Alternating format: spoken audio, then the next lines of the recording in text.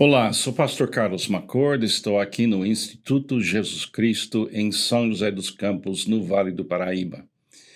Eu espero que você esteja bem e pronto para mais uma leitura do autor Stanley Jones, que escreveu um lindo livro devocional que estamos lendo todo dia, chamado O Caminho. Estamos agora em semana 34, sexta-feira. Semana 34, sexta-feira. E o título é No Escuro.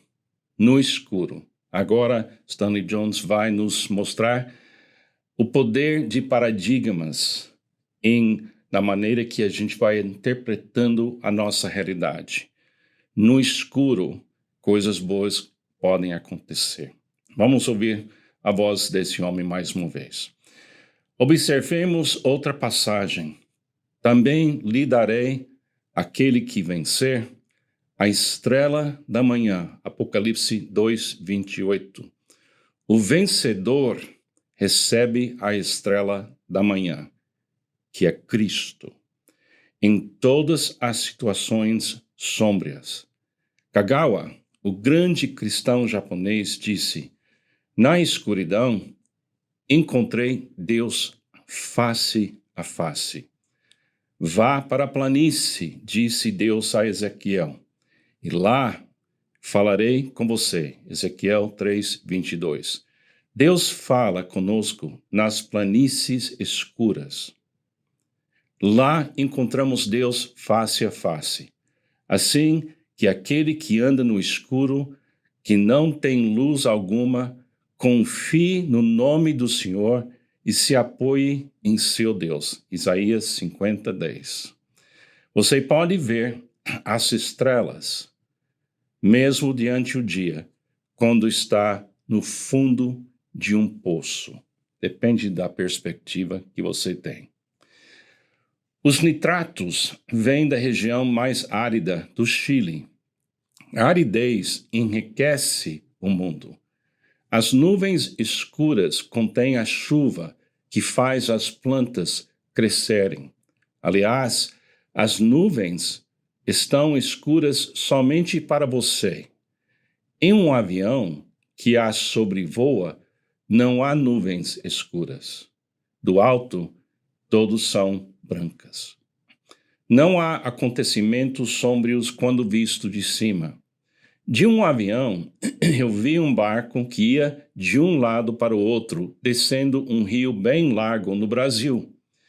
Imaginei que as pessoas a bordo deviam estar se perguntando por que aquela desnecessária perda de tempo do barco em ficar de lá para cá. Porém, do alto eu podia ver onde estavam os bancos de areia e as águas profundas, e que o piloto estava escolhendo o caminho das águas profundas para a segurança de todos. Por isso, ele precisava costurar o rio. E assim, o caminho mais longo era o caminho mais curto para casa. Sua frustração talvez esteja fazendo você se desviar de um banco de areia. De cima, você verá tudo claramente um dia. Os índios sul-americanos gostam de remédios amargos. Para eles, remédio que tem com gosto doce não são eficientes.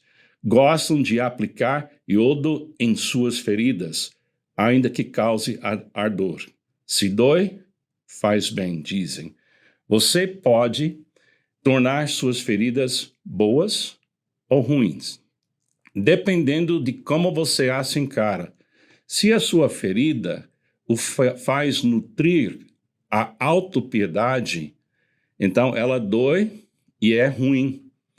Mas se o leva à dedicação, então ela dói e é boa. Está curando você. Em outras palavras, sua dor é a quebra da casca que encerra a sua imaginação. Sua imaginação agora está livre para entender os outros e se solidarizar com eles. Aí vem a oração. Ó Cristo, Tu estás me ensinando a entender por meio do sofrer. Eu jamais poderia aprender de outro modo. Então, que a ferida queime e seja boa, pois eu gostaria de ter minha imaginação treinada para compreender a dor dos outros. Então, ensina-me, ajuda-me a aprender. Amém. E a afirmação do dia: antes de ser castigado, eu andava desviado, mas agora obedeço a tua palavra. Salmo 119, 67.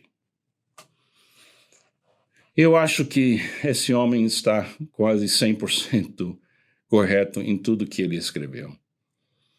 Eu também tenho percebido que a minha perspectiva tem que ser uma perspectiva que nasce acima dos problemas e não embaixo dos problemas. Se eu olhar para as circunstâncias perto de mim, eu vou ser uma pessoa cheia de o que ele chama de autopiedade. O autor Oswald Chambers disse que o pior pecado que um cristão pode cometer é ficar cheio de autopiedade. E autopiedade nasce na escuridão ao nosso redor, quando a gente não consegue enxergar o caminho que Deus colocou na nossa frente. A gente quer escapar de umas coisas, mas quando visto do ponto de vista de Deus, revelado em Cristo e nutrido pelo Espírito Santo, a gente pode entrar no momento de calma e descanso. Aí sim, Deus revela para nós a razão.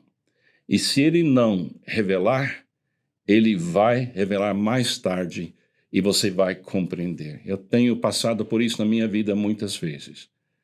Chegar no ponto de não saber em que caminho eu deveria trilhar, onde eu ia passar, como é que eu ia sobreviver.